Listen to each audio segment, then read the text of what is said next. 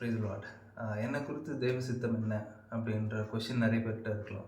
So உங்களை குறித்து தேவனுடைய சித்தத்தில் ஒரு விஷயத்தை நான் ஷேர் பண்ண விரும்புகிறேன்.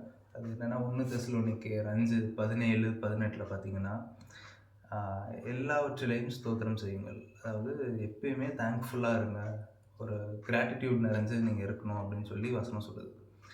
அது எப்படி நம்ம அப்படி இருக்க முடியும்?